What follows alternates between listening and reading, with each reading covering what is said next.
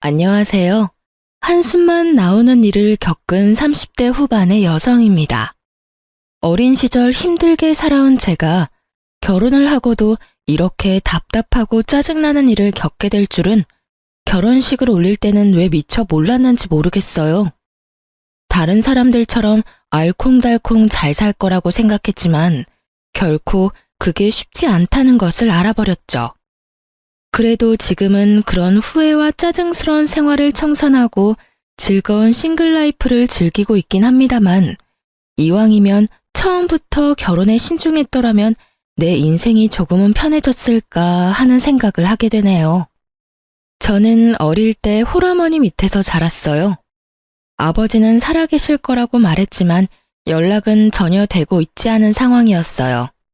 제가 결혼할 때까지도 어머니는 줄곧 혼자서 저를 꿋꿋하게 키워주셨어요. 어머니는 중졸에 할 수 있는 일이 거의 육체 노동이었어요. 식당은 기본이었고 건물 청소와 전단지 알바도 하셨어요.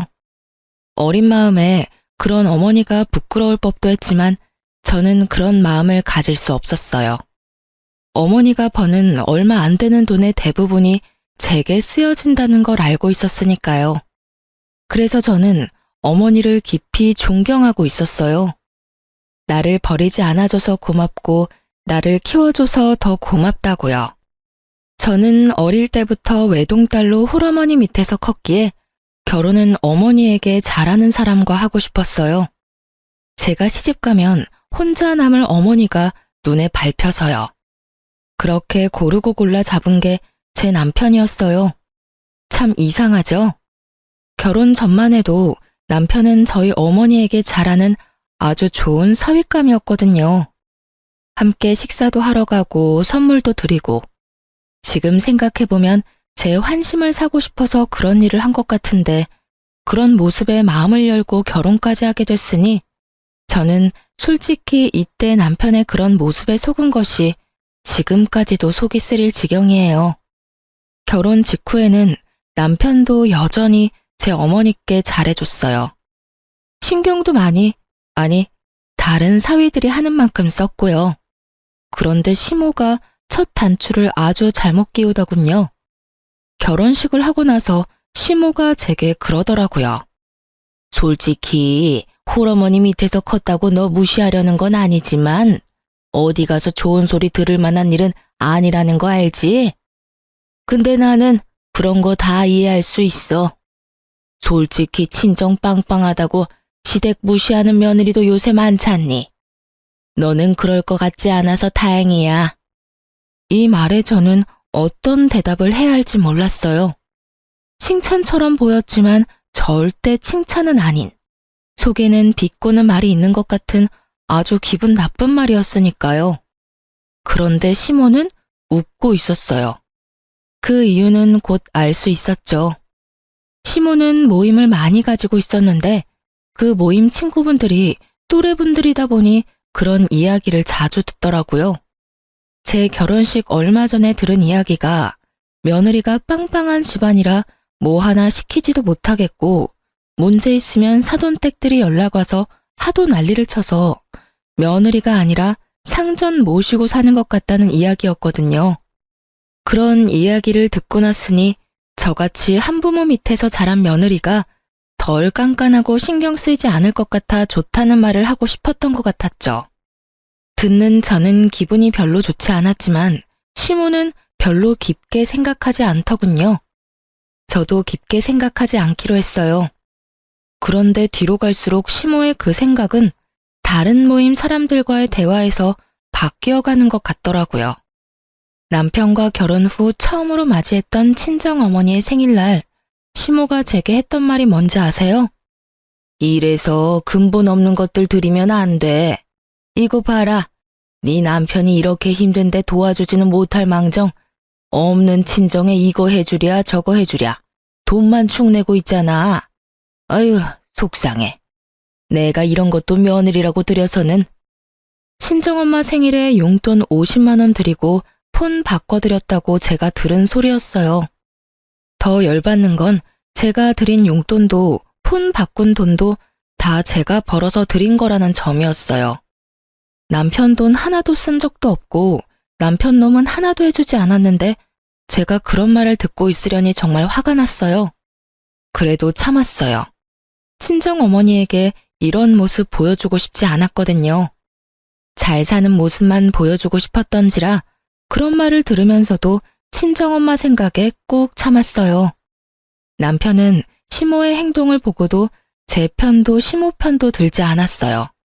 시모 편을 들지 않은 게 다행이라고 생각했어요. 제 편을 들어준다면 시모가 또 열받아서 무슨 소리 할 줄 모르니 그냥 이대로 넘어가면 다행이라는 아니란 생각을 했네요. 시모의 그런 말들이 남편에게 분명히 영향을 미쳤다는 걸 첫 아이 8개월이 되었을 때 알게 됐거든요. 애가 아직 어리지만 육아휴직 급여로는 생활이 되지가 않아서 결국은 아이 6개월부터 친정에 애를 맡기고 일을 시작했어요. 애 안 맡기고 용돈 드리고 싶었지만 남편에게 눈치가 보여 60만 원 드리고 애까지 맡겼죠. 그리고 그날은 남편이 회식 때문에 늦게 들어온 날이었어요. 저는 일하고 와서 애까지 봐야 해서 피곤한 상태로 소파에서 쪽잠을 자고 있었죠. 그런데 큰 소리에 잠에서 깼어요. 나 들어왔어. 남편이 들어왔는데 잠이나 자고 있고. 아, 왔어? 애가 잠을 못 이뤄서 옆에 있다가 쪽잠 들었네. 내가 이래서 집에 들어오기 짜증나. 도대체 내가 당신이랑 왜 결혼했는지 모르겠다. 갑자기 무슨 소리야? 내 직장 동료는 돈 많고 집안 좋은 마누라 만나서 살맛나던데 나는 왜 이 모양이냐고. 그 친구 처가는 사위한테 해주는 것도 많은데 어째서 내 처가는 쓸 데가 없냐고. 너 갑자기 술 취해서 대체 무슨 말 하는 거야? 처가는 내 인생에 도움 하나도 안 되는 데다가 마누라는 남편 오든지 말든지 잠이나 쳐자고. 내가 진짜. 제가 뭐라고 할 것도 없이 남편 놈은 화장실로 들어가더니 씻는 것처럼 푸닥거리다 결국은 화장실에서 쓰러져 잠들었더군요. 남편에게 화가 나서 그를 차가운 타일 바닥에 놔두고 저는 애랑 안방에서 난방 빵빵하게 틀고 잤어요. 잠이 오지를 않았어요. 남편이 던진 그 한마디를 그 오밤중에 내내 곱씹다가 잠도 설치고 아침을 맞이했습니다. 그리고 일어나 보니 남편 놈은 아직도 화장실 바닥에서 자고 있더군요. 저는 남편 얼굴에 물을 한 바가지 끼얹었어요. 차가워. 이게 뭐야? 이제 정신이 좀 들어? 나 왜 여기 있어? 당신 어제 술 취해서 화장실에서 자던데 어제 기억 안 나? 기억 안 나는데. 갑자기 남편 놈이 제 눈치를 보면서 기억이 안 난다고 하더군요. 그럼 당신이 어제 나한테 한 말도 기억 안 나? 당신 어제 나랑 왜 결혼했는지 모르겠다고 나한테 말한 거 기억 안 나냐고. 내가 그런 말을 했어? 그래. 그리고 우리 친정에 쌓인 게 많던데 그거 다 어떻게 참고 살았대? 친정이 당신한테 해주는 게 없는 게 그렇게 열받았어? 근데 그걸 왜 우리 엄마가 해줘야 하는데? 너희 엄마한테 해달라고 해. 왜 남의 엄마한테 그런 거 바라는데? 그러는 너희 엄마는 나한테 도움된 거 있기는 해? 넌 왜 사람 말을 왜 그렇게 고깝게 받아들여? 어제 회사 동료 말 듣고 잠깐 그렇게 생각한 거야. 잠깐 치고는 가슴에 사무친 게 많던데 너 진짜 우리 엄마가 당신 인생에 도움이 안 된다고 생각하는 거야? 아니, 솔직히 도움받은 거 없는 건 사실이잖아. 주변에 장가 잘 간 애들은 다들 잘 살고 있는 것도 사실이고. 그래서 열이 받아? 근데 그런 이유면 너보다는 내가 더 열받아야 되는 거 아니야? 그게 무슨... 지금 내 꼴을 봐. 한창 육아휴직해야 할 시기에 당신 혼자 벌면 돈 없으니 6개월짜리 갓난아기 떼놓고 일하고 있잖아. 육아도 우리 엄마가 해주고 있고 집안일도 육아도 돈 버는 것도 다 하고 있는 내가 시댁 욕한 적 한 번이라도 있어?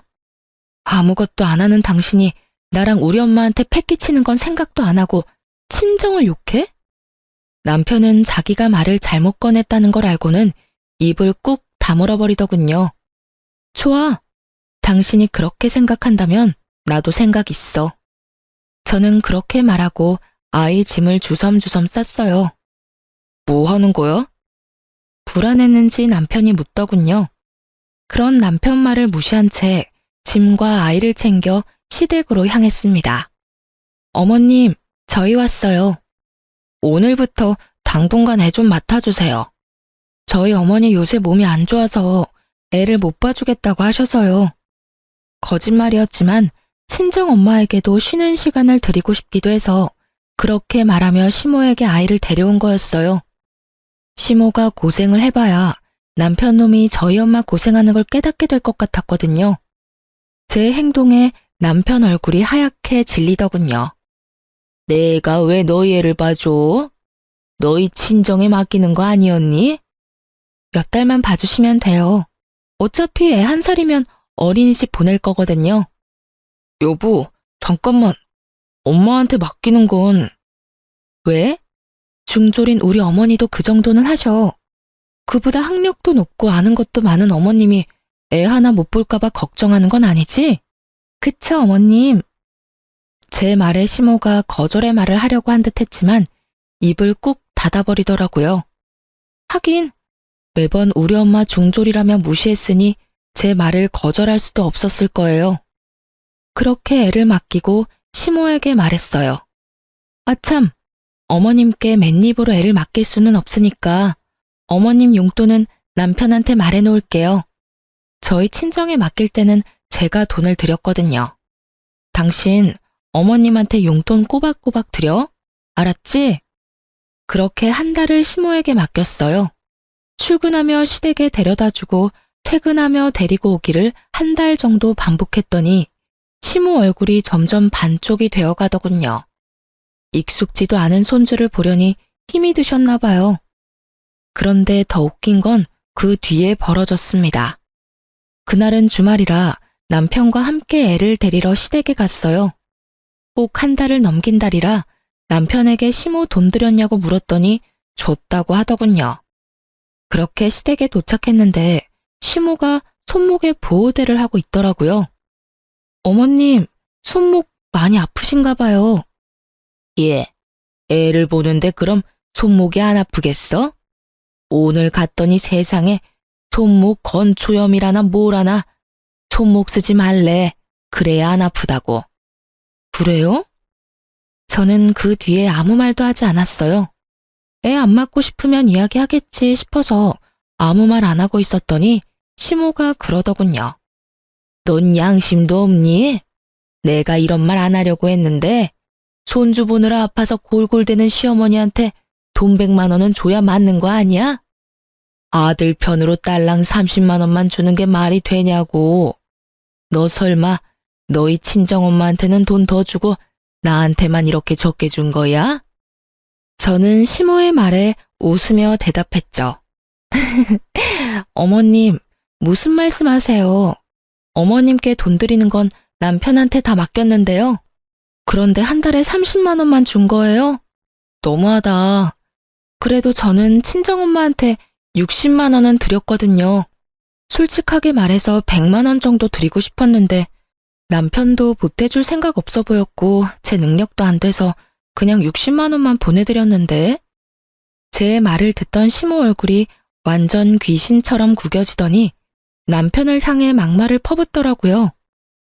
야, 너는 엄마가 이렇게 고생하는데 꼴랑 30만 원으로 퉁치려고 했어? 네 장모도 그 배는 봤는데 네가 이러고도 내 자식이냐? 응? 엄마는 손주 봐주면서 무슨 돈을 그만큼 바래요. 솔직히 우리 집 주머니 사정 다 알면서 맨날 돈돈거리고. 그냥 좀 봐주면 안 돼요? 어차피 할 일도 없이 맨날 모임만 다니잖아. 뭐? 할 일 없이 모임만 다녀? 야, 너 그게 엄마한테 할 말이야? 너희 집 일은 너희끼리 해결해야지 왜 여기 와서 난리야? 엄마가 무슨 식모야? 베이비시터야? 왜 내가 너희 집 애를 봐줘? 결국 시모에게 탈탈 털린 남편을 두고 제가 수습했어요. 어머님, 많이 안 좋으시면 그냥 다시 데려가서 친정에 맡길게요. 남편이 30만 원도 주기 싫은 모양이네요. 제가 봐도 30만 원은 좀 너무한 것 같은데 100만 원까지는 드릴 수도 없어서요. 다음 달부터는 저희 어머니한테 맡길 테니까 편하게 일 보세요. 그렇게 말하고 돌아오는 차 안에서 남편이 제게 말하더군요. 다음 달부터는 장모님한테 맡기는 거 맞지? 어머님이 애 안 봐주신다니 어쩔 수 없잖아. 그럼 내가 또 육아휴직이라도 쓸까? 그건 안 되지. 이제 잘 알겠지? 애 봐주는 거 당연한 거 아니야. 어머님이 한 달 만에 나가 떨어진 거 우리 엄마는 군소리도 없이 해줬어. 당신한테 도움이 되는 게 직업적인 거라면 우리 엄마도 당신 엄마도 도움 안 되는 건 당연한 거고. 그러니까 앞으로 우리 엄마에 대해 그딴 헛소리하면 정말로 가만 안 둘 거야. 알았어? 그래, 미안해. 미안한 의미로 이번 달부터 장모님한테 애 맡길 때 내는 용돈은 나도 조금 추가해서 드릴게. 그러면 됐지? 남편의 화해의 제스처를 받고 저는 화를 풀기로 했어요. 그렇지만 마음까지 다 풀어낸 건 아니었죠.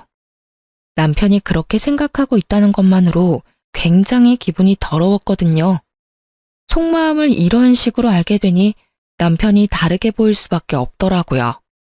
그렇게 그 일은 마무리가 됐어요. 그 일 뒤로 저는 어머니에게 더 마음을 쓰며 자주 만났어요. 평일에도 어머니를 자주 만났는데 하루는 모르는 번호로 전화가 왔어요.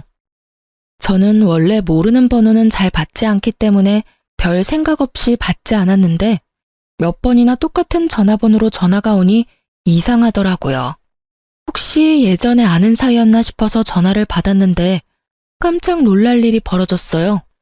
어린 시절 어머니와 헤어졌다던 아버지였거든요. 제 번호를 어떻게 알았나 싶었는데 흥신소를 통해 알아보셨다고 하더군요. 그렇게 만난 아버지는 작은 회사의 사장님으로 일하고 계셨습니다.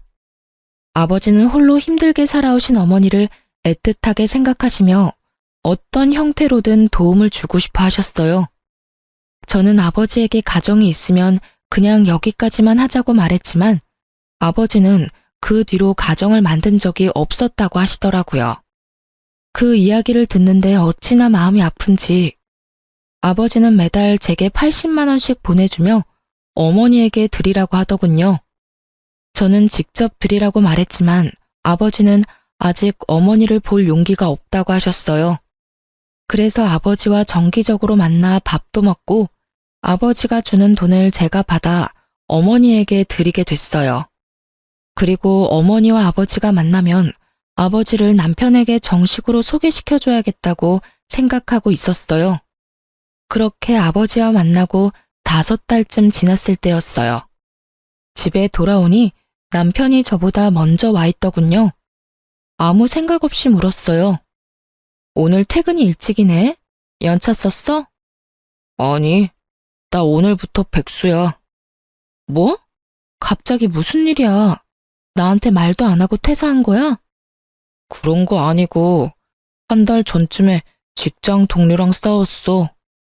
싸웠는데 어째서 퇴사를 하게 된 건데? 그냥 홧김에 다 짜증나서 사직서 쓰고 나왔어. 대신에 더 좋은 직장 가면 되니까 걱정하지 마. 그때까지는 퇴직금 나오는 걸로 버티면 될 거고. 지금 중요한 게 그게 아니잖아. 우리 부부야. 당신이 일을 그만두려면 나하고 상의를 했었어야지. 최소한 나한테는 이야기를 하고 일을 저질러야 할 거 아니야. 그래서 지금 말하잖아. 이게 말하는 거야? 이게 상의하는 거라고? 그냥 통보가 아니고? 어떻게 사람이 이렇게 무책임해. 잘 다니던 직장 나와서 취직 안 되면 어쩌려고. 재수없게 취직 안 된다는 말을 왜 해? 당신이 그런 말 안 해도 이미 다 알아보고 있으니까 걱정하지 말라고. 남편은 그렇게 말하고 나가버리더군요. 눈앞이 캄캄했습니다. 퇴직금이 있다 하더라도 그리 큰 돈도 아니고 취직이라는 게 그렇게 쉽게 되는 게 아니잖아요. 남편은 그런 제 걱정에도 별 걱정 없는지 느긋해 보였습니다. 마음이 급했던 저는 남편보다 더 열심히 직장을 알아봤어요.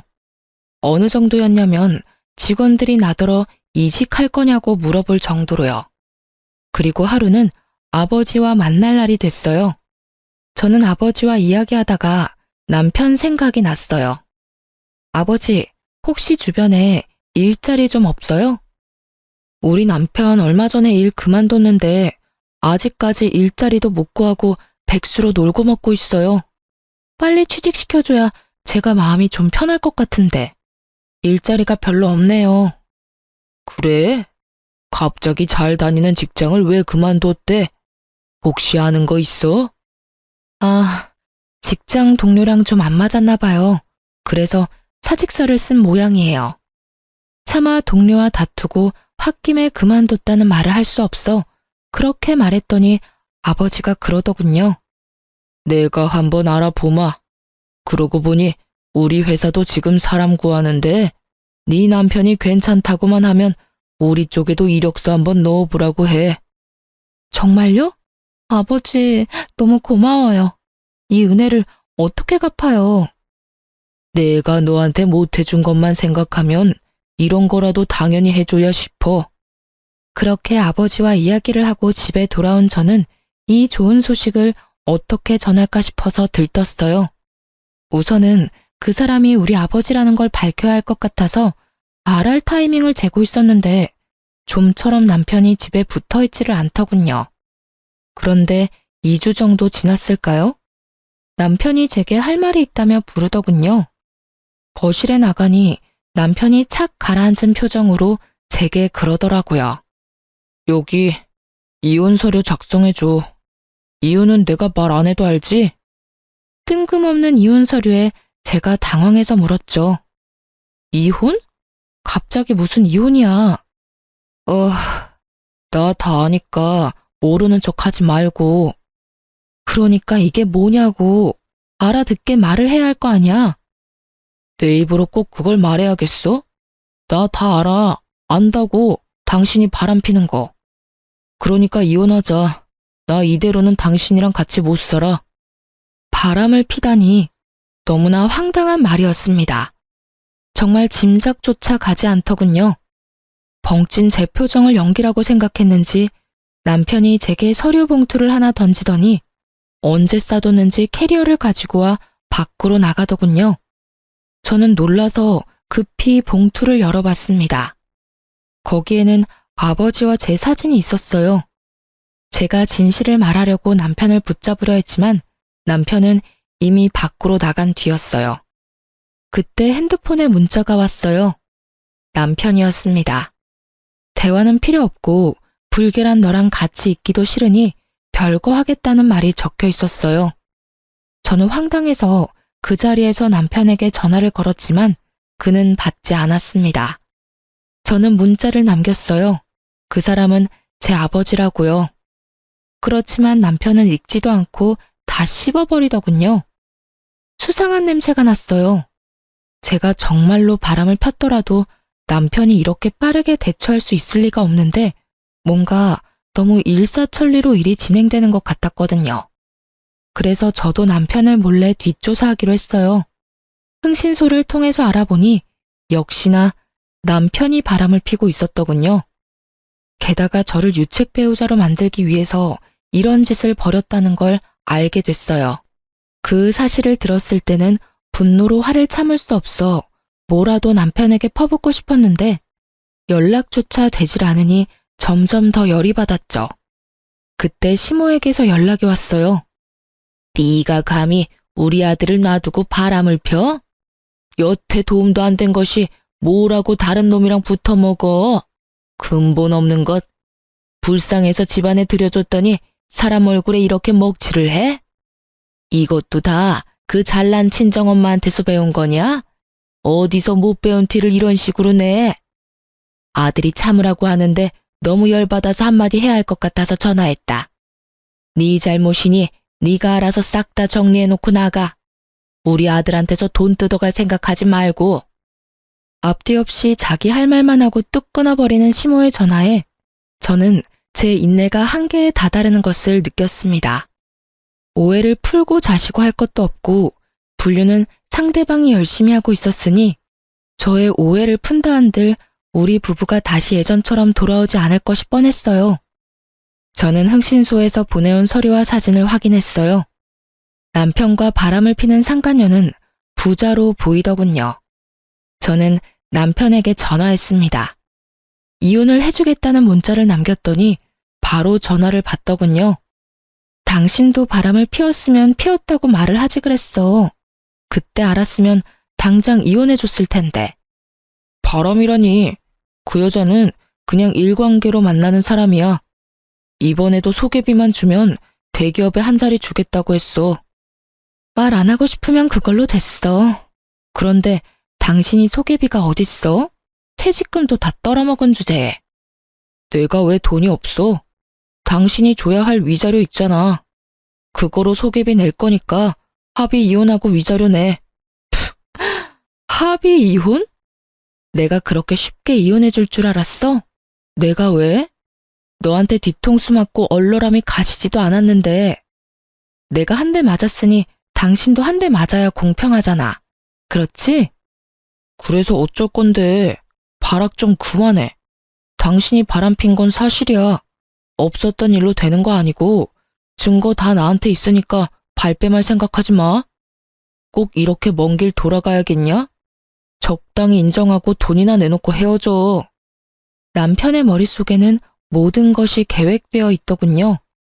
물론 구멍이 숭숭 난 못 쓸 계획이었지만요. 저는 서류를 그 자리에서 구기고 남편에게 말했어요. 소송할 거니까 그렇게 하라. 누가 잘못했는지는 법정에서 가려보자고. 그럼 열심히 준비해봐. 내가 불륜이라는 증거도 잘 모아보고. 저는 그렇게 말하고 그 길로 이혼 전문 변호사를 찾아갔어요. 가장 먼저 준비했던 건 상간녀 소송이었고 그 뒤가 제 아버지와의 친자 확인 검사였어요. 그리고 남편 뒷조사하며 바람핀 증거자료도 싹 모아 변호사에게 줬어요. 그리고 남편이 쓰던 제 노트북에 메신저 백업해둔 대화 내용까지 싹 다 보냈어요. 바보 같은 남편은 제가 쓰라고 준 제 노트북을 정말 자기 것처럼 썼더군요. 그리고는 나갈 때 고이 놔두고 갔고요. 차고 넘치는 문자 내용에 바람핀 증거는 너무도 많았습니다. 게다가 날짜도 거의 1년 전부터였고요. 1년을 모르고 살았다는 거 지금도 이해가 안 돼요. 어딘가 찝찝한 구석이라도 있었을 텐데 왜 전 그렇게 태평스럽게 살았는지. 너무 후회가 됐지만 지금이라도 상황을 바로잡을 수 있다는 게 다행이라고 생각했어요. 그렇게 이혼 소송을 진행하고 한 달쯤 지났을 때 전화기에 불이 날 만큼 남편에게서 전화가 왔어요.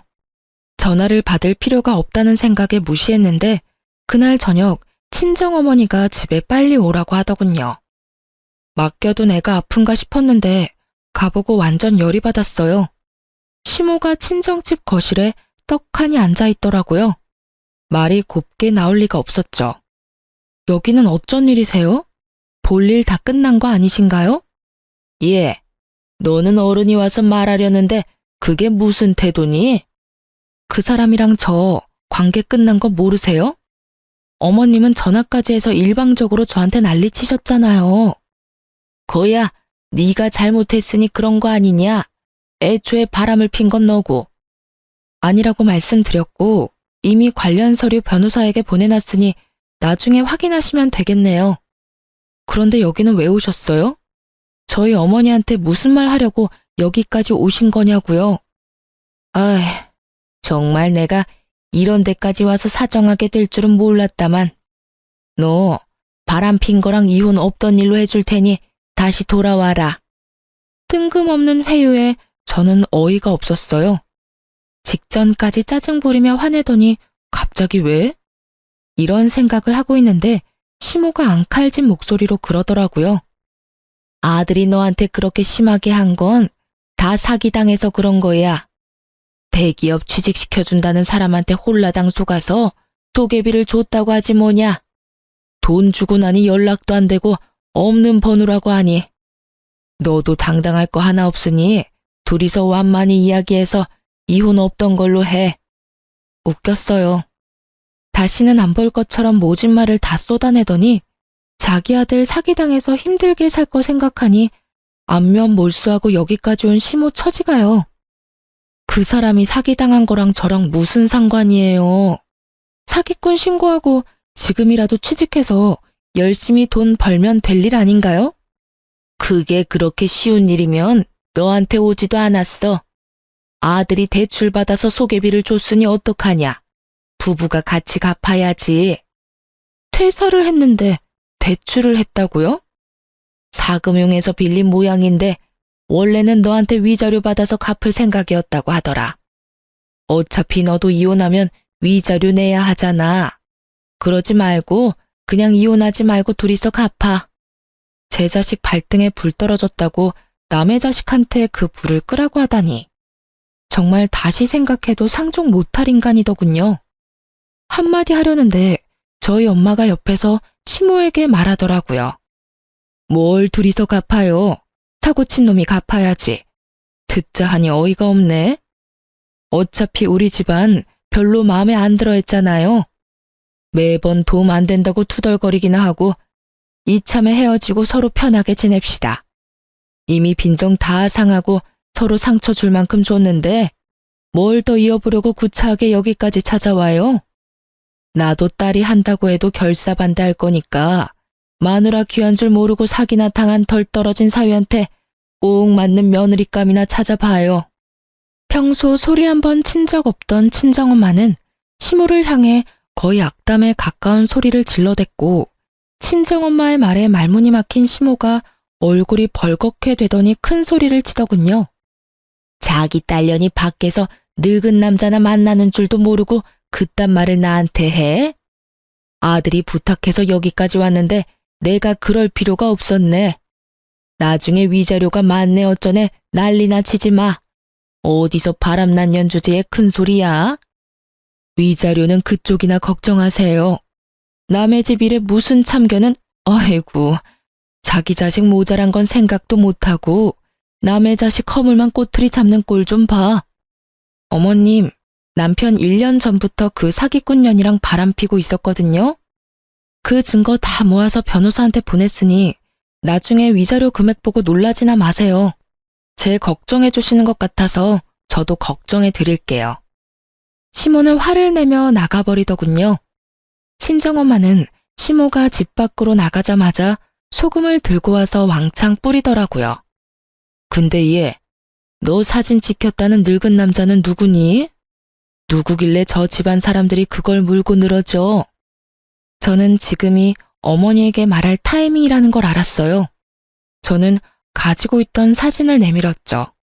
사진을 보던 어머니가 깜짝 놀라는 걸 봤어요. 얼굴을 알아보시더군요.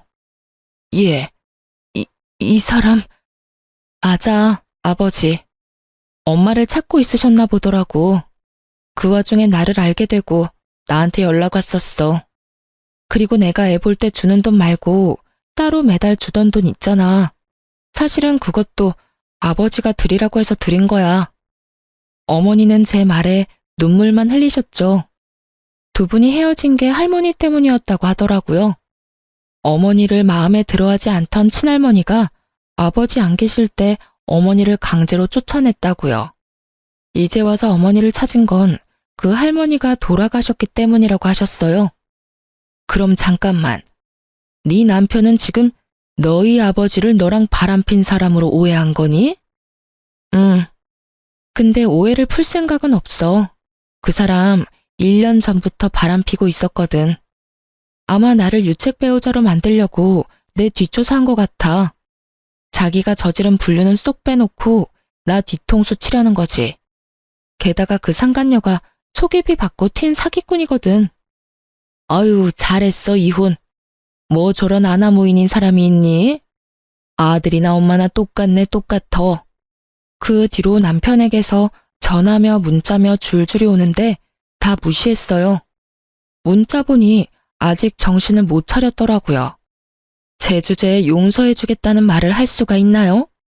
그런데도 아직까지 용서해줄 테니 돌아오라는 둥, 자기도 짜증나지만 다시 받아주려고 하는 거라는 둥, 급해 보이는 통화 내역과는 다르게 문자는 아주 자기가 제 사정 다 봐주는 것처럼 적혀 있더군요. 하나하나 받아줄 생각도 없고 변호사 통하면 깔끔하니 가만뒀어요. 그런데 그 다음에 오는 문자가 점점 바뀌더라고요. 한 번만 용서해달라. 내가 잘못했다. 그 사람이 당신 아버지인지 정말 몰랐다. 그래도 연락을 받아주지 않았더니 별거하러 나간 놈이 애 어린이집 하원 시간에 맞춰 애를 픽업해서 저를 기다리고 있더군요. 제가 연락을 받지 않으니 이런 방법을 쓴 것 같았어요. 속으로 어린이집도 바꿔버려야지 하는 생각을 하는데 남편 놈이 저희 집까지 와서는 제게 할 말 있다며 제 팔을 붙잡더라고요.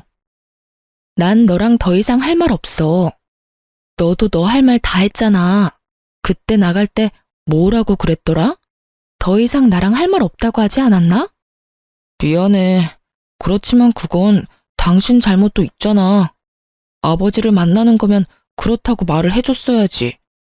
나는 당신한테 아버지가 있다고는 상상도 못했단 말이야. 내가 언제 우리 아버지 죽었댔니? 그렇게 나이가 있으면 한 번쯤은 의심을 해봐야지. 하긴 너 그런 거 중요하지 않잖아. 내가 바람을 핀 게 좋았을 거 아냐. 너 1년 동안 바람 핀 거 숨기고 나 유책 배우자 만들기엔. 솔직히 너무 놀랐네. 어떻게 1년 동안 나를 속이면서 바람을 폈어? 그래놓고 멀쩡한 마누라 바람핀 년으로 만들어서 위자료 꿀꺽하려고 그랬다 이거지? 그래놓고 사기꾼한테 걸려서 지금 나한테 와서 징징거리는 거고. 미안해. 당신이 충분히 그렇게 생각할 수는 있는데 그 여자가 그런 목적을 가지고 나한테 접근했을 줄은 나도 몰랐잖아. 그러니까 내 생각도 좀 해줘야지. 웃기고 있네. 장장 1년 동안 만나면서 바람핀 주제에 뭐? 그 여자한테 그런 목적이 있었으면 너한테는 다른 년이랑 만나겠다는 목적이 있었잖아. 서로 의견이 안 맞으면 오래 못 만나는데 참 오래도 만났네. 그걸 내가 아는데 이혼을 물려달라고? 이미 판결 났고 나는 번복할 생각 없으니까 내 앞에 나타나지 마. 역겨우니까. 충격받은 얼굴의 남편을 내버려두고 저와 아이는 집으로 들어갔습니다. 그런데 걱정이 되더군요. 저놈이 또 찾아와서 저러면 답 없을 것 같아서 부모님에게 도움을 청하기로 했어요. 어머니는 기존에 있던 집에서 나와 아버지와 함께 살고 있었어요. 제가 이야기했더니 집을 일단 팔고 아버지 집에서 잠시 있다가 다른 곳에 집을 알아보라고 하더군요. 아니면 부모님이 아이를 케어할 수 있는 곳에 집을 구하라고요. 떨어져 있던 가족 셋이 모일 수 있는 좋은 기회다 싶어 아이까지 데리고 친정으로 돌아왔습니다. 그리고 돌아오는 김에 집도 내놓고 직장도 퇴사를 했어요. 아버지가 그때 아버지 회사에도 사람 구한다고 하셨는데 저한테 들어와 보라고 하더라고요. 이력서에 면접까지 보고 아버지 회사로 들어가 일하게 됐어요. 아무래도 가족이 곁에 있으니까 마음은 편하더군요. 그렇게 이혼 후 저는 제 생활을 꾸려갔어요. 부모님과 좋은 곳에 놀러도 가고 맛있는 것도 먹으며 두 분과 좋은 추억도 많이 만들었어요. 그렇게 6개월 정도 잘 지냈는데 하루는 저희 회사에 사람을 뽑는데 익숙한 이름이 보이더군요. 남편이었습니다. 이 남자가 여태껏 취직을 못했는지 저희 아버지 회사에까지 이력서를 넣었더라고요. 회사에서는 이력서가 들어온 이상 면접을 보자는 상황이었기에 별로 내키지는 않았지만 면접에 불렀습니다. 전 남편이 긴장된 표정으로 면접을 보러 왔더군요. 그런데 회사 앞에서 기다리고 있던 제 모습을 보고 깜짝 놀라더라고요. 당신이 어째서 여기에? 오랜만이야. 면접 보기 전에 이거는 알려줘야 할 것 같아서.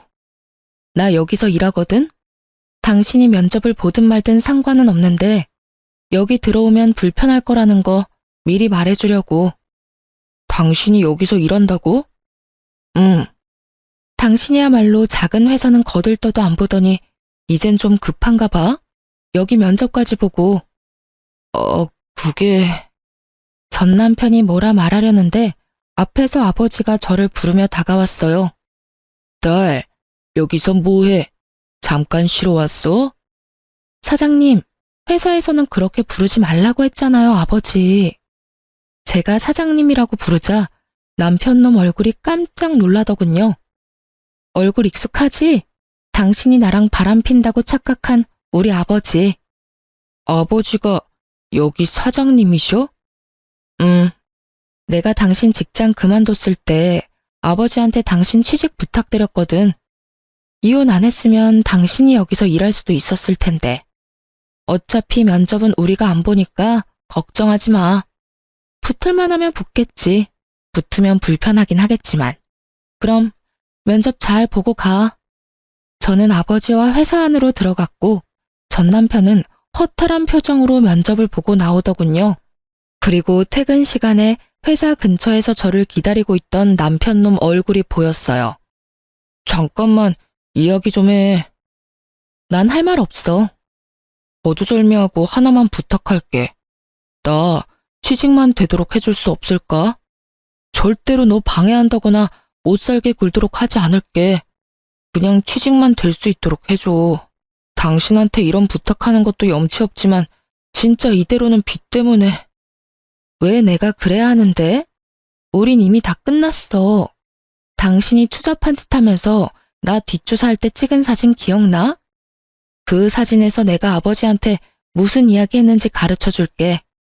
그날 아버지한테 남편 취직 자리 찾고 있으니까 좋은 자리 있으면 취직 좀 시켜달라고 부탁하고 있었어. 네 손으로 그 자리 없앴는데 이제 와서 그걸 달라고? 염치 없는 거 맞네.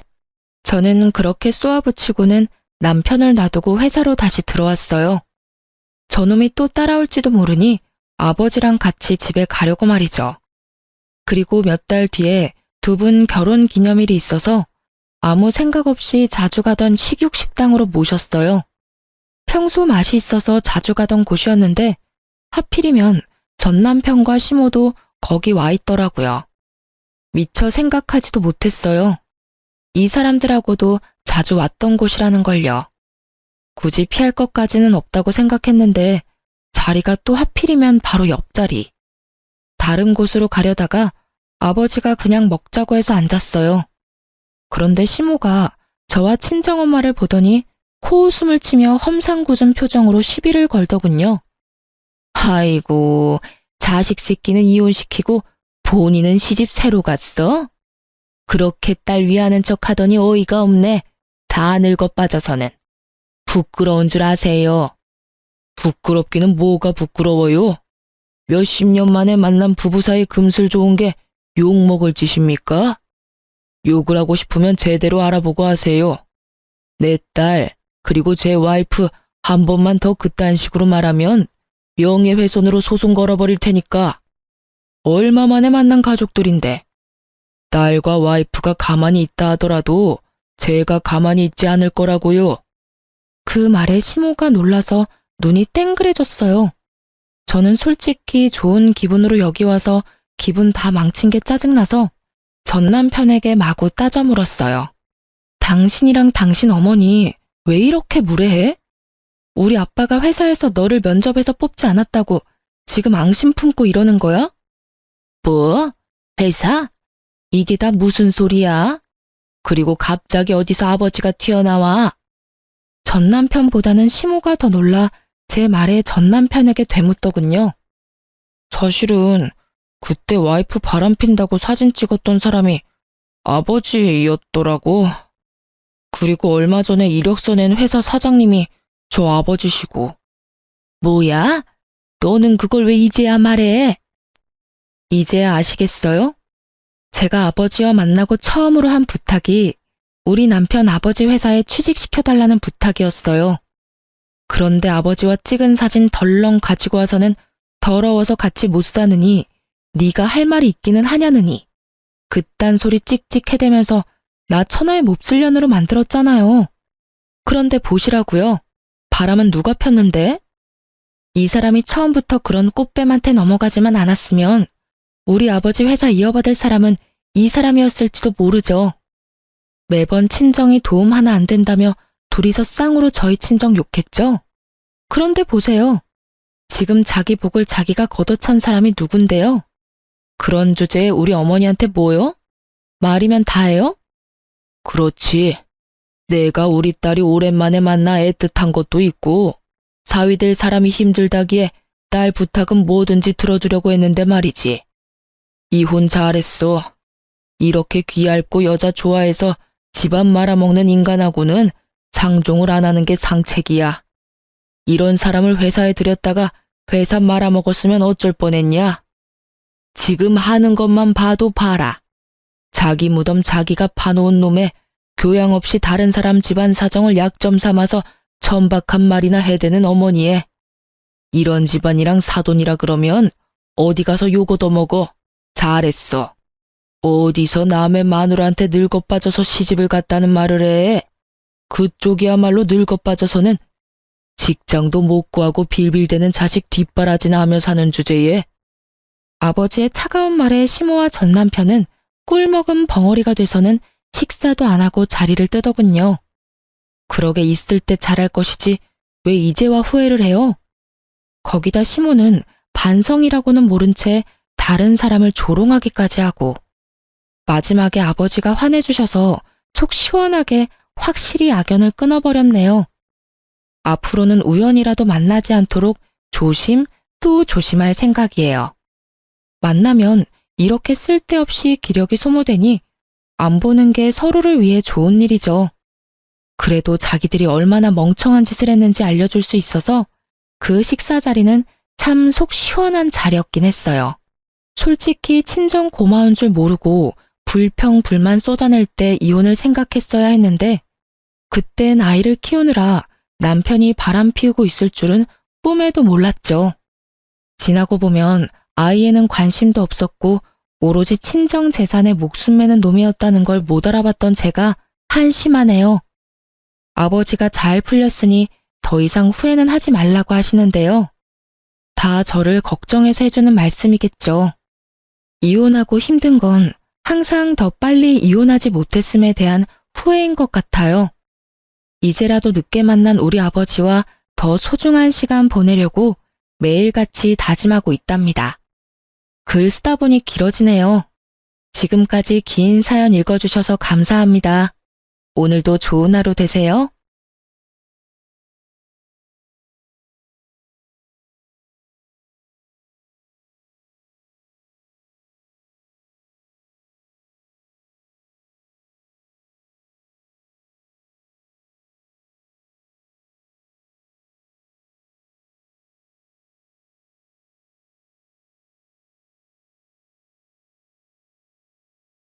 안녕하세요. 저는 평소 사연을 즐겨 듣고 있는 30대 애청자입니다. 평소 사연을 들으며 제가 겪은 일들이 떠오르곤 했는데 막상 이렇게 사연으로 적으려고 하니 떨려오네요. 긴 이야기가 되겠지만 모두 함께 해주세요. 저와 남편은 같은 대학, 같은 과 친구였어요. 그렇게 10년을 그저 친구 사이로 지냈는데 30살이 넘어가던 무렵 어느 순간 갑자기 남편이 남자로 보이더라고요. 남녀 사이에 영원한 친구는 없다던가요? 남편 역시 저와 마음이 통했는지 그때쯤부터 저를 특별하게 대해주었고요. 그렇게 저희는 자연스럽게 친구를 넘어 연인 사이가 되었고 3년을 연애하다 결혼하게 되었어요. 사실 사귄 지 1년쯤 됐을 때 결혼하려고 준비를 한 적이 있었어요. 그런데 그 당시에 갑자기 서방님이 여자친구가 임신했다고 알려오는 바람에 결혼 준비가 뒤로 미뤄지게 되었었죠. 저희가 알아봤던 식장뿐 아니라 스튜디오, 드레스, 메이크업, 심지어 신혼여행지까지 고스란히 서방님과 동서에게 넘겨줘야만 했었어요. 결혼이 미뤄진 것도 모자라 신중히 골랐던 모든 것이 무용지물이 되었을 땐 섭섭한 마음이 들었지만 워낙 오래 봐온 서방님께 가는 것이라 비교적 기쁜 마음으로 다 넘겨줬던 것 같아요. 그렇게 서방님이 먼저 결혼을 하게 되었고 저흰 2년이 지나고 결혼식을 하게 되었죠. 저희 시댁의 장점 중 하나는 식구들끼리 사이가 좋은 것이었는데요.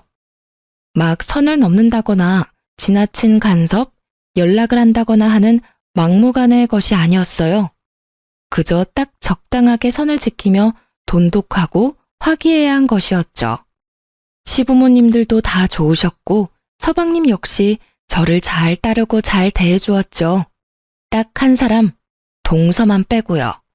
저와 동서는 결혼하기 전에도 그렇고 결혼하고 난 뒤에도 딱히 부딪힌다거나 얼굴 붉히는 일조차도 없었는데 왜인지 모르게 동서가 저를 싫어한다는 느낌이 계속 들더라고요.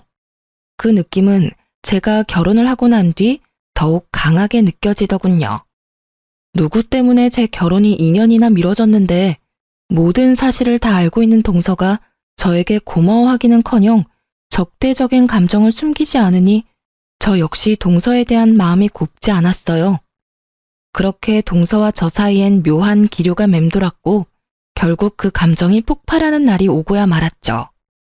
그날은 제삿날이었고 전 반차를 쓰고 시댁으로 향했어요.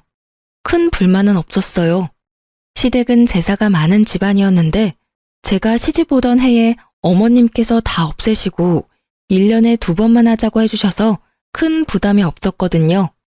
전 생각했던 것보다 일찍 시댁에 도착해 먼저 제사 음식을 준비했고 1시간쯤 지나니 동서가 아이를 데리고 오더군요. 아이도 아직 어리고 하니 동서에게 일을 시킬 생각 따윈 없었기에 전 간단한 인사만 나누고 주방에서 하던 일을 계속하고 있는데 동서가 아이를 안고선 쭈뼛쭈뼛 주방으로 오더라고요. 이리저리 날뛰고 싶어 안달이 난 아이를 안고선 말이죠. 어찌나 그 속이 훤히 보이던지 시집살이 무언지 제대로 알려줄까 하고 고민이 다 되더군요. 하지만 일하기 싫어 안달인 사람 붙잡고 일을 시켜봤자 뭐하나 하는 생각도 들고 그렇지 않아도 힘든데 괜한데 힘을 빼고 싶지 않아 그냥 아무 말도 하지 않았어요.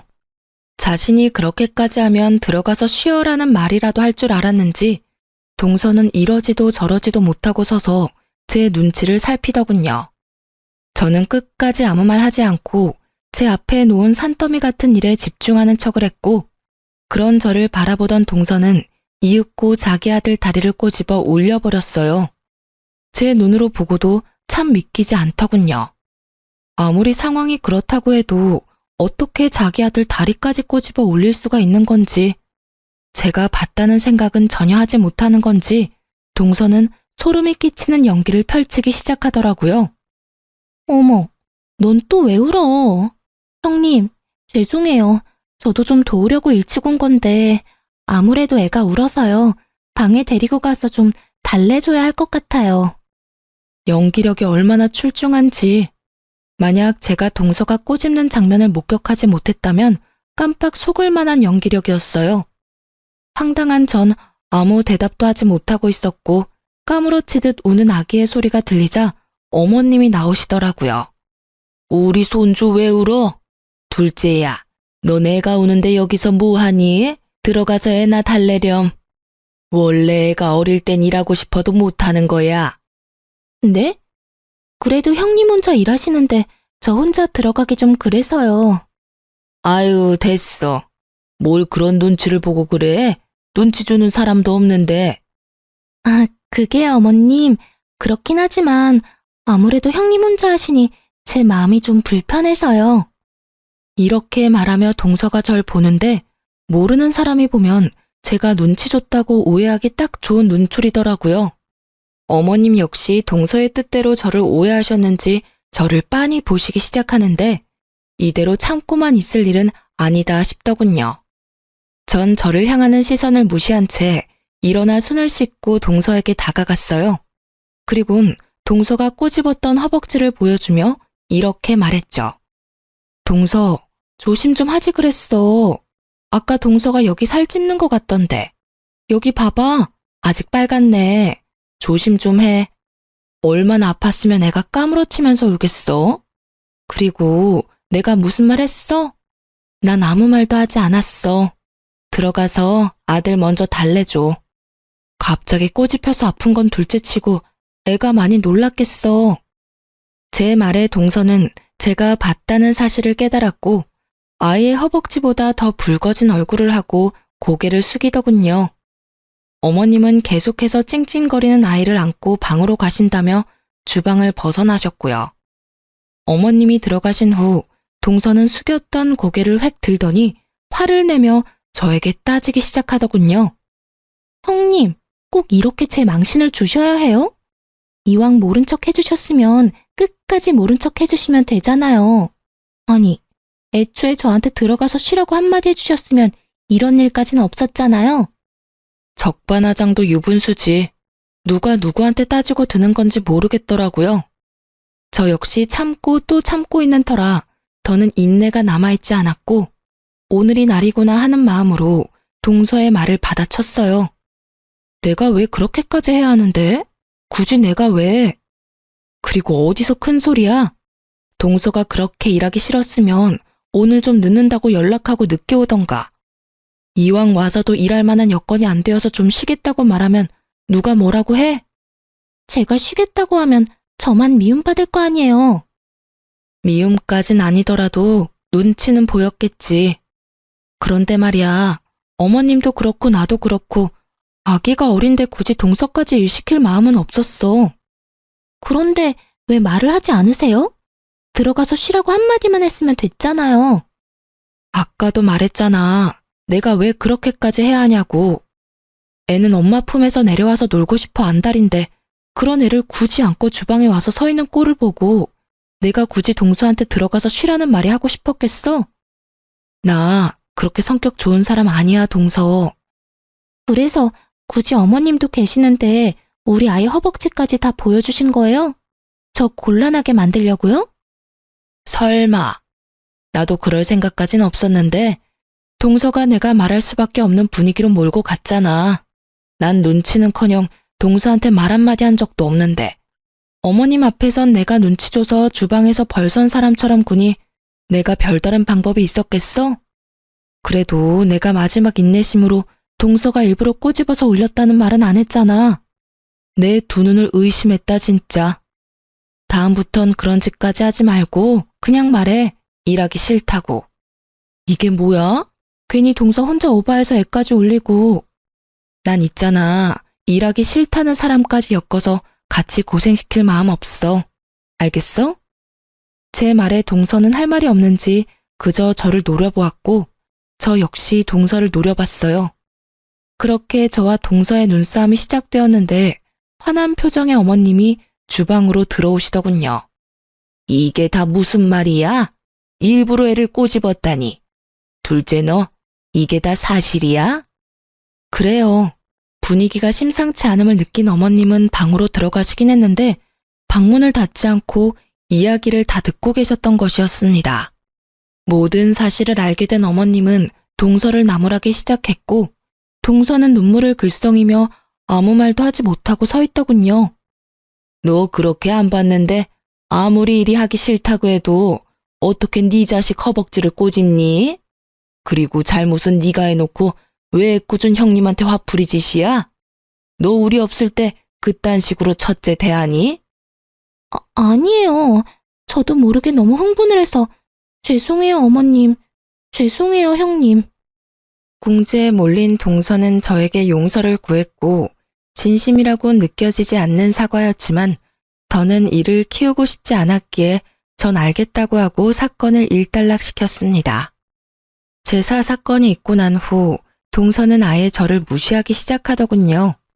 다른 사람들이 있을 땐 더없이 깍듯하고 살갑게 굴었지만 아무도 없을 땐 아예 눈길을 주지 않는 이중적인 행동을 이어나갔어요.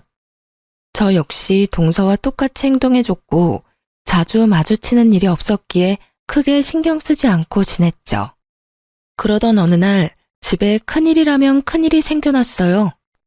총각 때부터 남편의 어깨가 좋지 않았는데 점점 상태가 심각해지더니 결국 수술을 잡게 되었어요.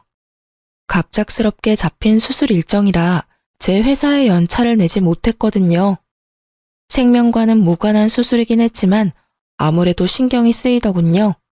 하지만 일정을 아무리 조정해도 출근은 해야 했고 전 일단 남편을 병원까지 데려다주고 출근을 하게 되었어요.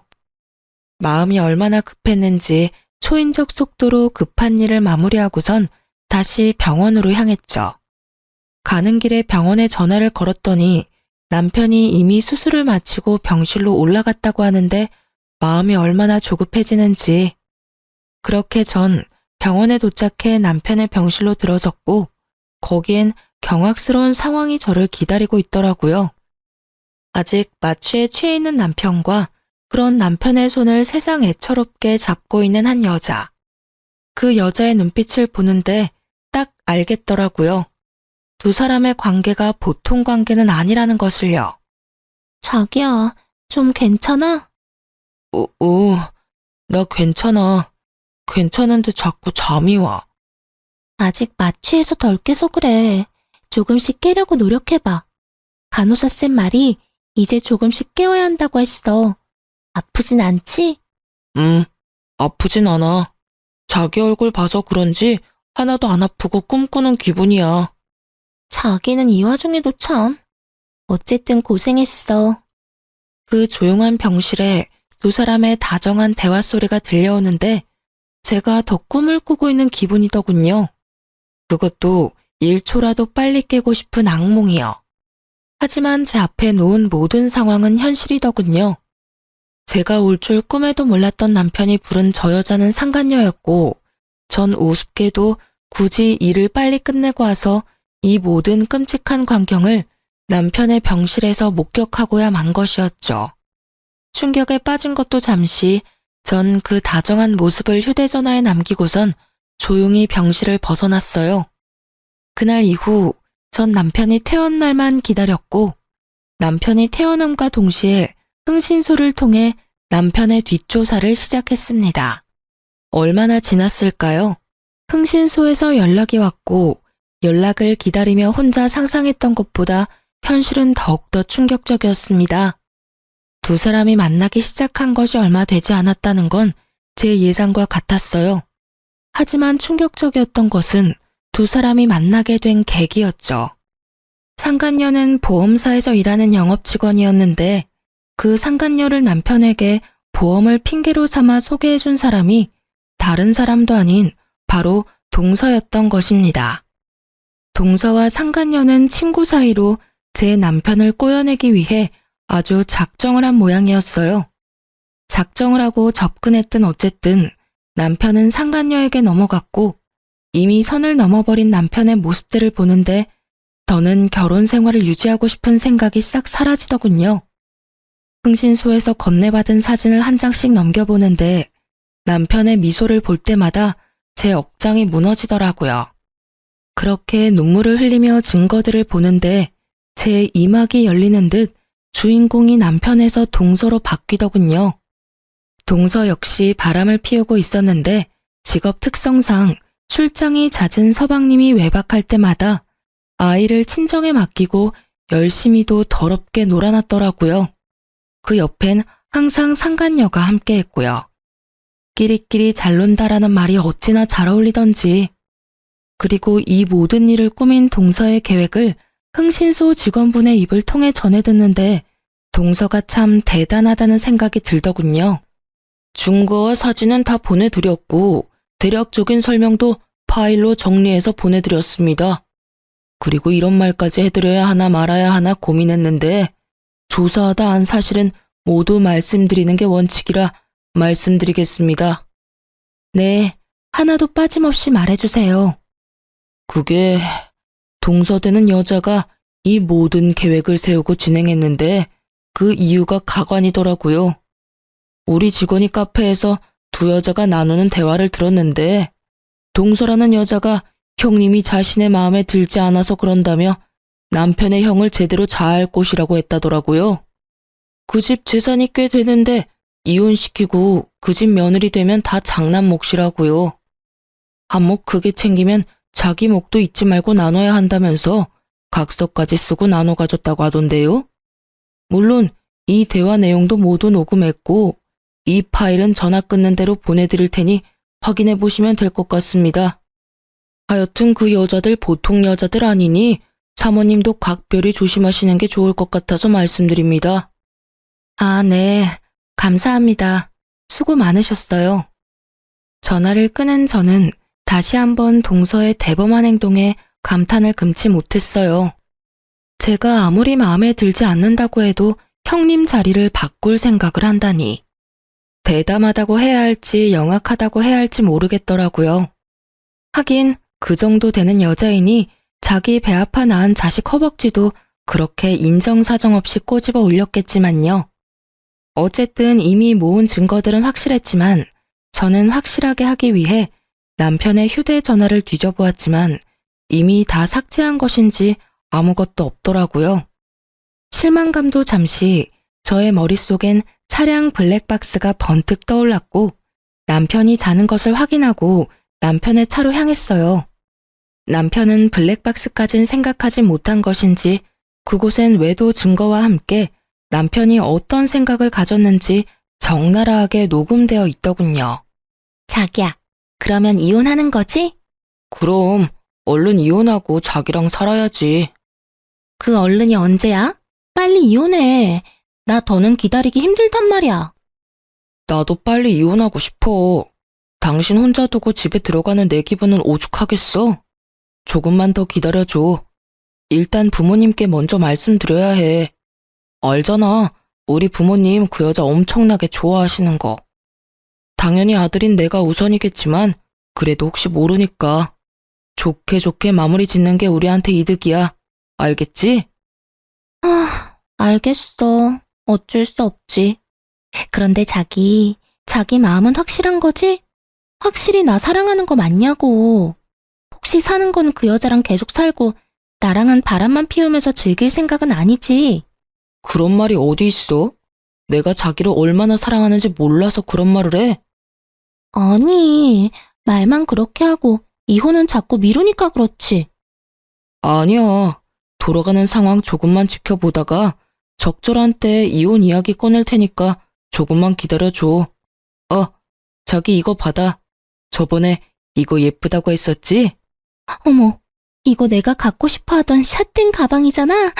이 비싼 걸. 고마워, 자기야. 이 정도 가지고 뭘. 자기가 좋아하니까 나도 뿌듯하다. 다음엔 더 좋은 걸로 사줄게. 자기 최고야. 사랑해. 나도 사랑해. 상간녀가 만나는 남자가 한둘이 아니라는 사실을 꿈에도 알지 못하는 남편은 상간녀에게 푹 빠져 있는 돈 없는 돈 다 퍼다 쓰며 상간녀의 배를 불려주고 있더군요. 남편과 알고 지낸 지 15년. 사진으로 볼 때보다 더 큰 배신감이 밀려오며 눈물이 멈추지 않더라고요. 몇 시간을 울었는지 어느새 어둑하던 차 밖은 밝아지고 있었고 전 여전히 흐르는 눈물을 닦으며 복수를 계획했어요. 아침이 되었고 전 여전히 아무것도 모르는 척을 하며 출근하는 척을 하고선 미리 만나기로 약속해 두었던 서방님을 만났어요. 다른 사람은 몰라도 서방님 역시 이 빌어먹을 상황의 피해자이니 모든 사실을 알아야 한다고 생각했기 때문이었죠. 갑작스러운 저의 연락에 의아해하던 서방님은 제가 내민 외도 증거들을 살펴보더니 무거운 입을 떼더군요. 형수님, 이게 전부 사실인가요? 안타깝게도 그래요, 서방님. 동서가 그 여자를 형한테 소개해줬고 형은 그 작전에 보기 좋게 넘어갔어요. 동서 역시 서방님이 집을 비울 때마다 남자들을 만나고 다니는 것 같더라고요. 늘 그 여자도 함께였고요. 저 이 여자 알아요. 이 여자 집사람 제일 친한 친구라고 했거든요. 연애할 때도 여러 번 봤었고 최근에도 봤었는데 형이랑 그런 관계인 줄은 상상도 못했네요. 어떻게 사람 탈을 쓰고 이딴 짓들을 할 수 있는지. 어쨌든 부모님께는 제가 말할게요. 조금만 기다려주세요. 제가 이야기 꺼내는 게 더 낫지 않을까요? 아니에요, 형수님.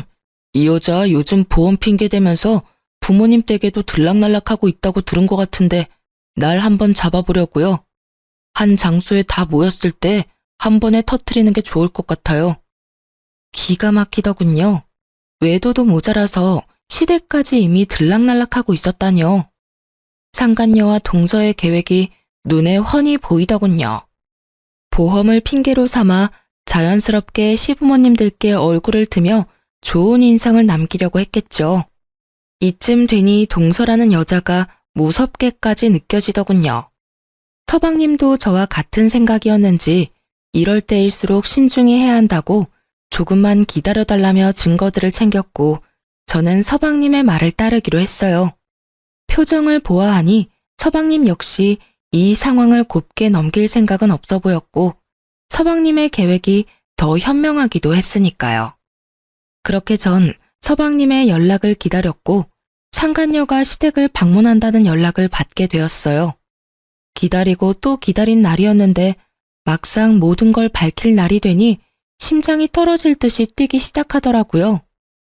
전 떨리는 마음을 진정시키며 시댁으로 향했고 시댁에 들어서니 시부모님은 물론이고 남편과 상간녀, 동서와 서방님까지 모든 식구가 모여 있더군요. 저의 등장을 상상도 못했던 세 사람은 당황한 기색이 역력했고 남편과 상간녀는 티나게 저의 눈치를 살피기 시작하더라고요. 그 와중에 동서는 저에게 친근한 척을 하면서 다가오는데 당장이라도 친한 척 제 팔을 잡은 동서의 팔을 확 꺾어버리고 싶은 걸 얼마나 참았는지 모릅니다. 그렇게 제가 이성의 끈을 끊어먹을 위기에 처해 있을 때 서방님이 아버님께 준비한 증거들을 보여주며 상황을 설명하기 시작했어요. 아버지, 이거 좀 보세요. 이게 다 뭐야? 형이 저 여자랑 바람을 피우고 있더라고요. 두 사람이 만날 수 있도록 도움을 준 사람이 놀랍게도 제 집사람이었고요. 서방님의 말에 아버님은 믿을 수 없다는 표정으로 증거들을 살폈고 동서는 어느새 아버님 앞에 무릎을 꿇고 앉아 눈물을 흘리고 있더군요. 모든 상황을 그저 지켜보던 어머님은 보통 상황이 아니다 싶으셨는지 아이를 안고 방으로 들어가 버리셨고 아이가 자리에서 사라지자 아버님께서 남편에게 의중을 물으며 본격적인 대화가 시작되었어요. 이게 다 어떻게 된 것이야? 이 사진들이 전부 사실인 거야? 아버님은 사진을 흔들며 남편에게 물었고 남편은 차라리 잘 됐다는 투로 대답하더군요. 네, 보신 대로예요.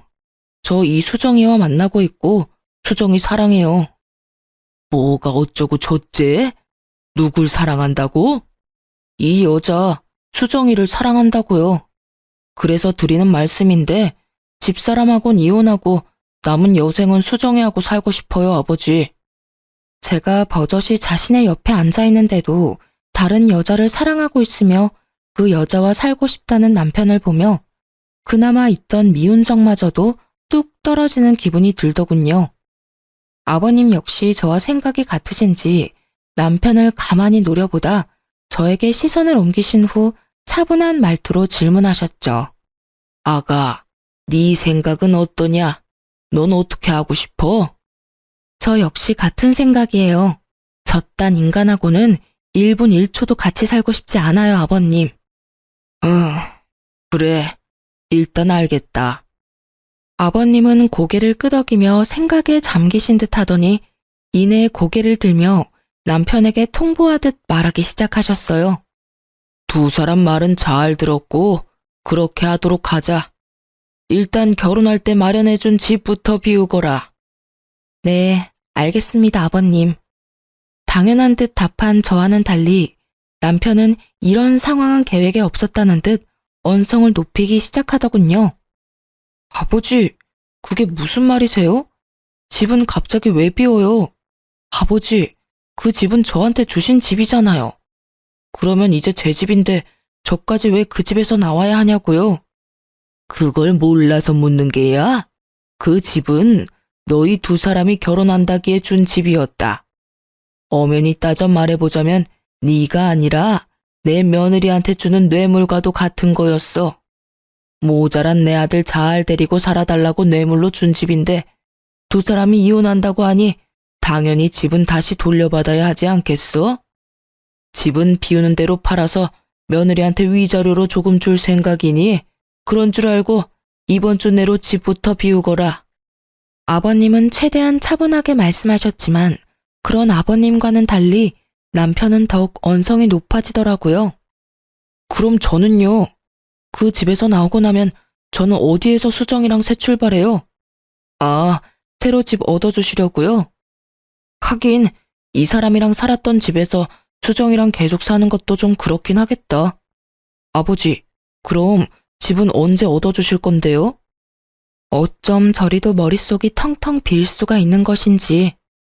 남편을 알고 지낸 세월이 15년인데 저렇게 생각 없는 놈이었다는 것을 처음 깨달은 저 자신이 참 한심스럽더군요. 저리 한심한 새끼인 줄도 모르고 인생의 절반을 함께 했으니 말이에요. 저도 저 자신이 이렇게나 한심스러운데 아버님은 오죽하실까 하는 생각이 들었고, 제 예상대로 아버님 역시 깊은 회의감이 드는지 긴 한숨 후 단호하게 말씀하시더군요. 네 놈은 이 상황에서 할 말이 그것뿐인 거야? 다른 사람한텐 몰라도 네 집사람한테는 용서를 구했어야지. 네가 그러고도 사람이라고 할 수 있는 게야? 네가 그러고도 집 해달라는 말이 입 밖으로 나오냐 이 말이다. 아버지 그건 어차피 이미 다 안 상황이고 이제 와서 사과 따위 해봤자 뭐예요. 달라질 게 없는데요. 이걸 말이라고 내뱉고 있는 건지, 정말 아버님만 아니었다면 그 자리에서 딱이라도 한 대 때리고 싶은 심정이더라고요. 그런 심정도 잠시 저보다 더 격분하신 아버님이 고작 딱이 한 대보다 더 큰 복수를 남편과 상간녀에게 해주시더군요. 그걸 말이라고 하는 게야? 그러면 어떻게 해요? 이미 제 마음이 그런 걸 어떻게 하냐고요? 그건 그렇고 집은 해주실 거죠? 저 수정이랑 같이 살 집 필요해요, 아버지. 아버지 장남이 길거리에서 사랑하는 여자랑 살 수는 없잖아요. 난 너 같은 놈한테 더는 지원해줄 생각 따위는 없다. 네 입에서 이혼이라는 말이 나오는 그 순간부터 난 아들 하나 없는 셈 치기로 했으니 아무것도 바라지 말거라. 아버지, 이러시는 법이 어디 있어요? 내 돈으로 내가 알아서 하겠다는데 법이 왜 나와? 더는 긴 말 하지 말거라. 난 그리 결정했고 한번 내린 결정은 절대 번복할 생각 따윈 없으니 혹여나 내가 죽으면 달라지겠지 하는 생각도 하지 말거라. 유언장에 다 적어놓고 죽을 거니 알겠느냐? 아버님의 말씀에 남편뿐 아니라 상간녀의 얼굴까지 사색이 되어버리더군요. 당연했죠. 남편이 가진 거라곤 재산 좀 있는 부모님이 다였는데 그마저도 다 끊길 위기이니 남편과 상간녀가 그리고 있는 미래가 달라도 너무 달라지는 처지가 되어버렸던 겁니다. 거기에다가 블랙박스를 통해 알게 된 사실으론 그나마 가진 직장마저도 상간녀와 함께 새 출발할 때 아버님께 투자받아 사업을 시작할 요량으로 직장에 사표를 내버렸고 곧 회사에서 나와야 할 상황이니 더욱 앞이 깜깜했겠죠. 사색이 된 남편은 이내 상간녀를 바라보았고 어쩔 수 없다는 듯 이렇게 말하더군요. 자기야, 이왕 이렇게 된 거 나 그냥 이혼하고 열심히 살아볼 테니까 자기도 나 믿고 열심히 살아줘. 그러면 우리 두 사람 잘 살 수 있지 않을까? 남편의 해맑은 굳건한 다짐에 상간녀의 얼굴은 더욱 사색이 되어가더니 이윽고 소리를 지르며 남편을 뿌리쳤어요. 야, 너 미쳤어? 손이 발이 되게 빌어서 한 푼이라도 받아올 생각을 해야지. 뭐? 열심히 살아달라고? 그게 말이야 똥이야. 내가 미쳤어? 너 같은 거랑 같이 살게? 자기야, 그게 무슨 말이야. 나 사랑한다고 했잖아. 사랑 같은 소리 하네. 그건 네가 네 부모한테 받아올 재산이 있을 때나 한 사랑이고 지금 이 상황에선 안 하지, 사랑. 끼지도 않아. 돈도 한 푼 없고 직장도 없는데 능력까지 없는 너 같은 놈이랑 내가 왜 살아? 너 같으면 같이 살겠니? 난 너 같은 놈이랑 살 생각 전혀 없으니까 나한테 들러붙을 생각도 하지 마라. 알겠어? 한바탕 퍼부은 상간녀는 고래고래 소리를 지른 후 현관을 향해 걸어갔고 그런 상간녀를 동서가 붙잡더군요. 수정아, 진정 좀 해. 네가 지금 이렇게 가면 어떻게 해. 잠시만, 조금만 진정 좀 하자, 응? 애처롭게도 붙잡는 동서가 불쌍하지도 않은지 상간녀는 동서를 밀치며 정신줄을 놔버린 사람처럼 소리를 지르더라고요. 진정? 너 같으면 진정이 되겠어? 이게 다 너 때문이야. 왜 나한테 저딴 놈이나 꼬시라고 해서 이 거지 같은 상황에 날 엮게 하냐 이 말이야. 그게 무슨 말이야. 너 지금 너무 흥분해서 아무 말이나 막 하는가 본데 흥분 좀 가라앉히자 제발. 격분한 상간녀의 반응에 적잖게 당황한 동서는 말까지 더듬으며 끝까지 착한 척 연기를 펼쳤고 그런 동서가 답답했던 상간녀는 욕까지 곁들이며 설명해 주더군요. 끝까지 연기하기는 이 멍청한 년아. 상황 보면 모르겠어? 다 끝났어. 네가 나한테 저 멍청한 놈 꼬시라고 한 것부터 그래서 내가 의도적으로 저 멍청한 놈한테 접근해서 이혼시키려고 한 것까지 다 들켰다고. 그러니까 너도 착한 척 연기 그만하고 네 살 길부터 찾으란 이 말이야. 아니야, 아니라고. 난 그런 적 없어. 자신의 계획이 상간녀의 입을 통해 적나라하게 밝혀지자 동서는 크게 당황했고 당황한 동서는 상간녀를 있는 힘껏 밀쳐버리더라고요. 동서에게 밀쳐진 상간녀 역시 기분이 몹시 상해버렸는지 동서를 더 세게 밀쳐버렸고 그렇게 두 사람의 몸싸움은 시작되었어요. 시장판 싸움보다 더욱 거친 두 사람의 개싸움이 계속되는 사이 서방님은 모든 상황을 정리하고 싶은지 따로 정리해두었던 동서의 외도 증거들을 보여주며 차분히 자기 뜻을 알리기 시작했죠. 아버지, 이거 형뿐만 아니라 저 사람도 외도를 저지르고 있더라고요. 그래서 저도 이혼을 하려고요. 한꺼번에 이런 충격 드리게 돼서 죄송하지만 더는 저런 여자와 살 수가 없어요. 그러니 아버지께서 이해 좀 해주세요. 이해는 무슨, 당연히 이혼해야지. 네 형 바람나게 만든 여자를 내가 왜 며느리로 두겠어? 거기에다 바람이라니. 내 눈치 보지 말고 하고 싶은 대로 이혼해. 본격적인 본인의 이혼 이야기가 나오자 동서는 상간녀와의 몸싸움을 멈추고 서방님에게로 가 빌기 시작했고 서방님은 그런 동서가 꼴도 보기 싫다는 듯 눈도 마주치지 않더군요. 여보, 이혼이라니. 그게 무슨 말이야. 이거 다 오해야. 거짓말이라고. 그리고 그 사진들도 다 조작된 사진들이야. 이건 다 모함이라고. 그러니까 내 말 좀 들어봐. 당신 이야기는 다 필요 없고 이제부터 난 당신한테 두 가지 선택지를 줄 거야. 두 가지? 그래, 두 가지. 첫 번째는 당신이 깔끔하게 이혼을 해주는 거야. 깔끔하게 이혼한 당신은 몸만 나가게 될 거고, 물론 아이는 내가 키울 거야.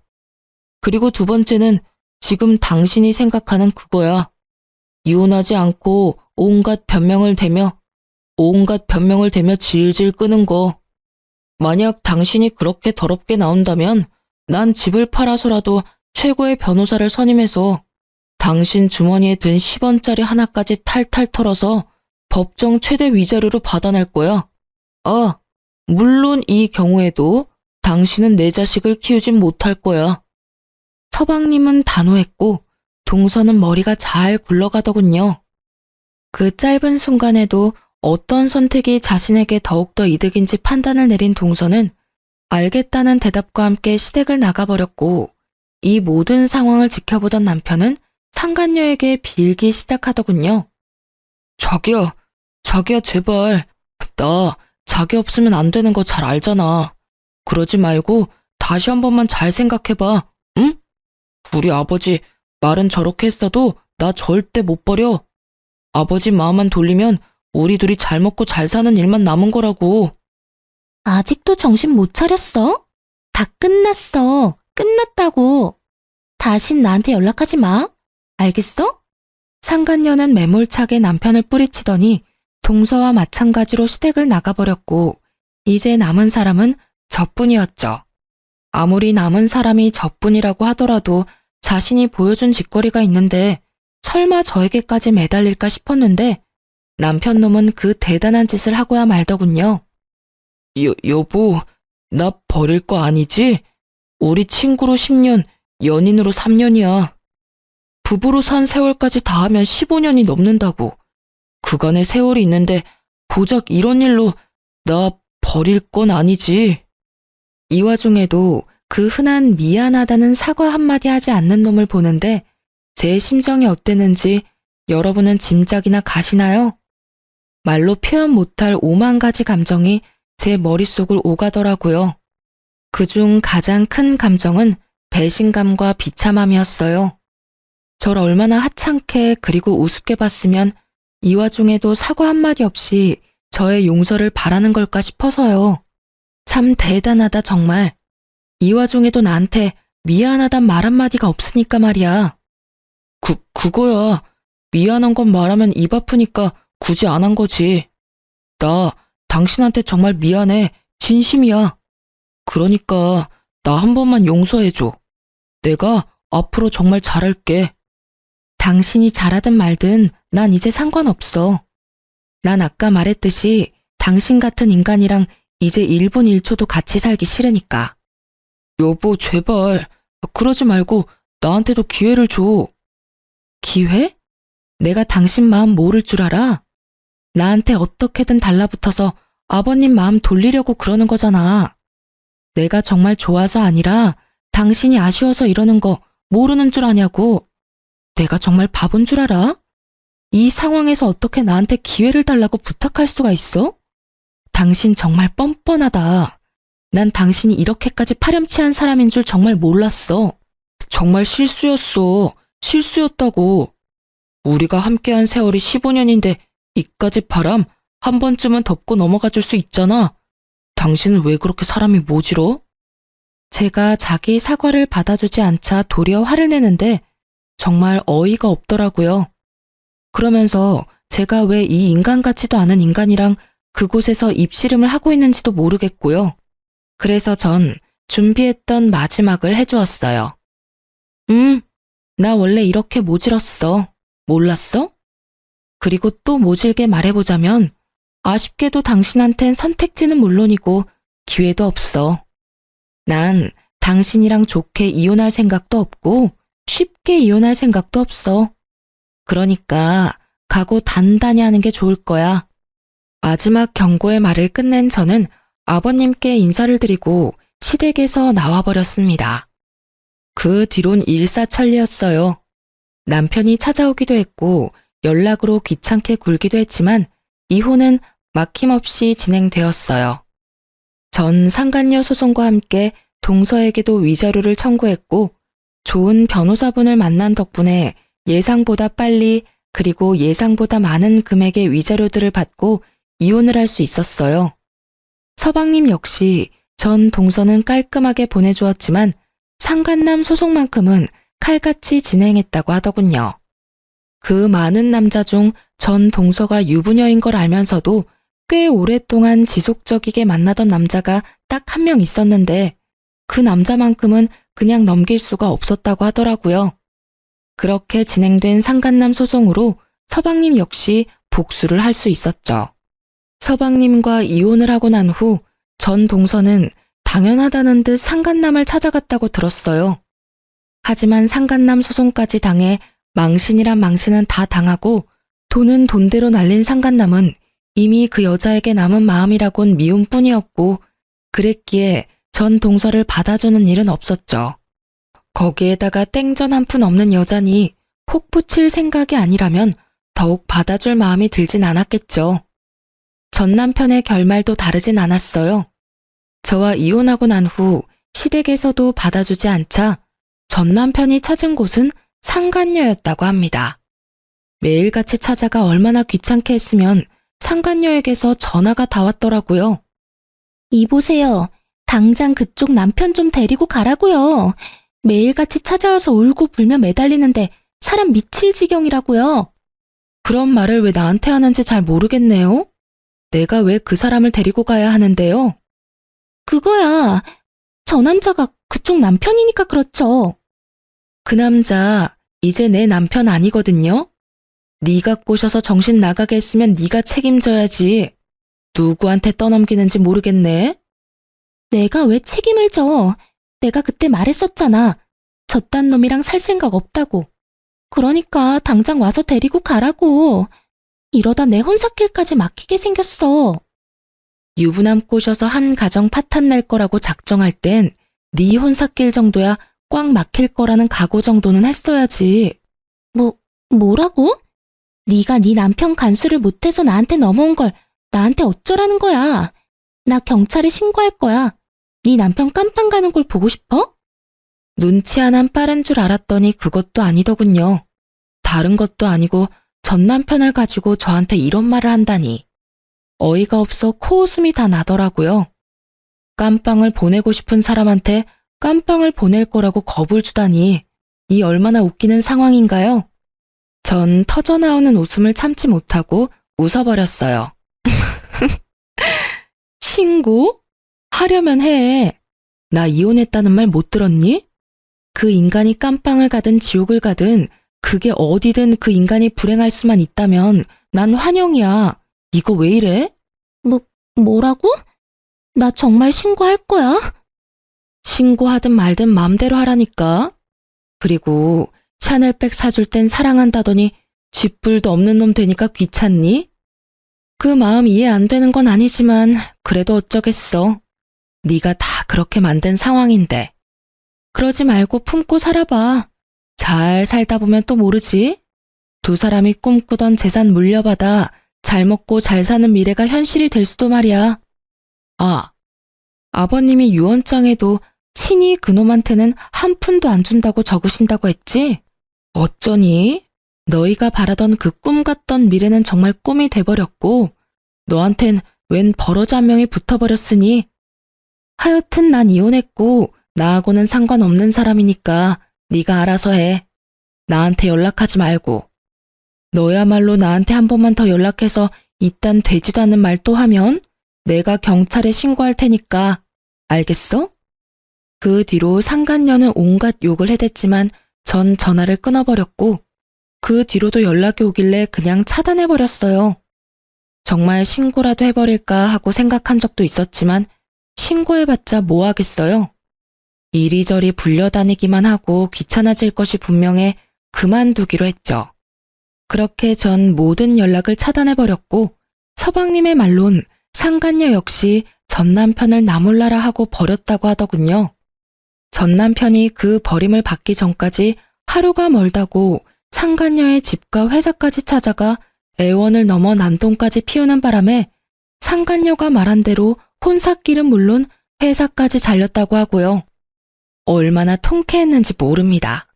사실 위자료를 받은 것만으론 상간녀에 대한 제 분노가 다 사라진 건 아니었는데 제 가정이 박살난 것처럼 상간녀의 일상도 망가졌다고 하니 그것 참 통쾌하더군요. 그리고 그 뒤론 제가 예상했던 그대로더군요. 전 남편은 또다시 시댁으로 찾아가 손이 발이 되게 빌며 시댁에서 지낼 수만 있게 해달라며 빌었지만 아버님과 어머님은 받아주지 않았고 오갈 데가 아예 없었던 전 남편은 결국 퇴직금으로 작은 원룸을 얻어 살고 있다고 하더군요. 믿었던 모든 사람에게서 버림을 받은 충격 때문인 건지 능력이 부족한 것인지는 모르겠지만 취업은 되지 않았고 그 대신 일용직을 나가며 하루하루를 연명하고 있다고 해요. 그래도 일용직이라도 나가서 생활비라도 벌고 있으니 참 다행이라고 했네요. 돈 한 푼 벌지 않고 수중에 있던 돈마저 떨어지면 저에게 찾아와 또 어떤 귀찮은 짓을 할지는 모르는 일이니까요. 그 소식을 마지막으로 전 서방님을 비롯해 시댁과의 연락도 끊어버렸어요. 악한 감정은 없었지만 아무래도 전 남편과의 기억이 계속 떠올라 관계를 지속할 수는 없겠더라고요. 일단 저도 살아야 했으니까요. 전 이혼하고 난 후 사연에서 듣던 것처럼 잘 지내지진 않더군요. 남편을 사랑하는 마음이 남은 건 아니었지만 몰아치는 감정의 소용돌이 속에서 방황했던 것 같아요. 때론 슬펐고 때론 무기력했고 때론 한탄도 했고요. 괜찮아졌다 싶으면 어김없이 떠오르는 함께했던 세월이 저를 참 많이도 힘들게 괴롭혔습니다. 한동안은 그 모든 감정을 외면한 채 지냈는데 외면하는 것이 정답이 아니라는 생각이 어느 날 들더군요. 그날부턴 전 그 감정들을 당연한 일이라고 여기기로 했고 그 당연한 힘듦을 받아들이기 시작했어요. 그렇게 3년이 지난 지금은 사연으로 이혼 이야기를 적을 만큼은 덤덤해진 것 같아요. 아주 가끔은 좋았던 기억도 또 가끔은 나빴던 기억도 떠오르긴 하지만 그마저도 그랬었지 하고 씁쓸한 웃음 정도는 지으며 넘길 수 있는 정도가 되었어요. 요즘 전 작은 카페를 차려 운영하고 있어요. 회사는 이혼 후 마음이 많이 힘들었던 시기에 동료들에게 민폐만 끼치는 것 같아 그만두게 되었고 한동안은 휴식기를 가지다 찾은 취미가 커피였어요. 평소 제빵을 좋아하기도 했던 터라 쉬는 동안 기분 환기도 시킬 겸 배워뒀던 것이 직업이 되었네요. 처음엔 적자였던 가게가 이젠 꽤 좋아졌어요. 나름 단골도 많이 생겼고 수입도 많아진 것이 꽤 괜찮은 가게가 되었죠. 그렇다고 해서 너무 바쁜 것은 아니라서 저만의 시간을 보내기에도 딱 안성맞춤이에요. 전 이런 제 삶에 아주 만족하며 지내고 있고 앞으로도 제 삶과 저의 안정을 위해 더 노력하고 더 열심히 살아갈 예정이에요. 이로써 제 이야기는 끝이 났어요. 어떠셨나요? 욕들 많이 하셨나요? 전 사연을 들을 때마다 혼자 그렇게 욕을 하거든요. 어쨌든 저의 긴 이야기 잘 들어주셔서 너무 감사하고 또 감사합니다. 오늘도 좋은 하루 되세요.